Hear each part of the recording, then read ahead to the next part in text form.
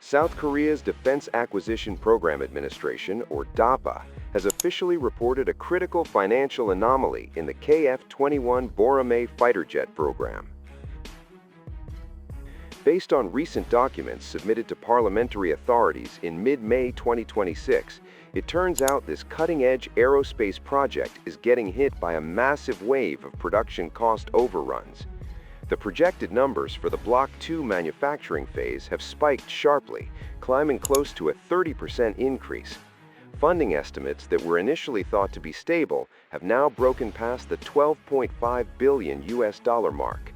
Even the Block 1 production phase, which is currently rolling out in manufacturing facilities, is seeing an increase in operational costs by hundreds of millions of dollars. This is definitely sparking some heavy debate about the financial sustainability of the project moving forward. The root of this financial crisis really comes down to the crazy dynamics of the global macroeconomy right now.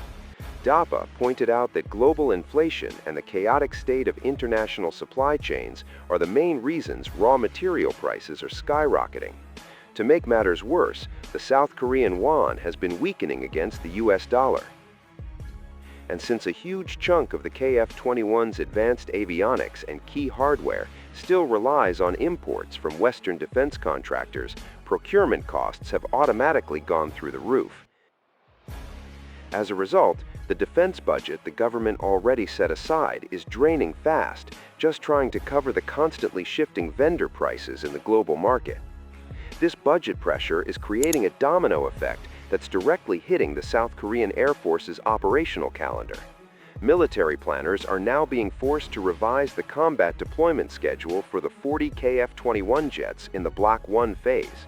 The delivery of the first batch, which was originally supposed to be wrapped up by 2028, is now guaranteed to be pushed back to at least 2029.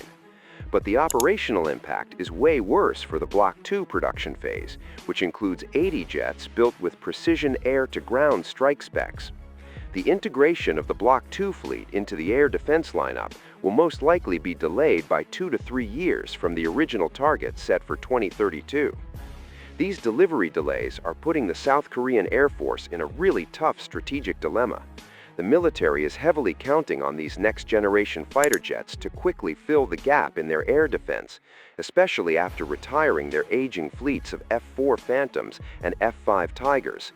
Despite being hit by budget crises and schedule delays right now, the actual technical design of the KF-21 is still showing some very convincing results. During rigorous testing phases, the prototypes successfully proved their maneuverability, hitting speeds up to Mach 1.81. They also managed to perfectly integrate the modern AESA radar system, making it one of the most promising fighter jets on the radar of the global defense industry today. That's all the information we have for you this time. We'll see you in the next one. Stay strong and take care.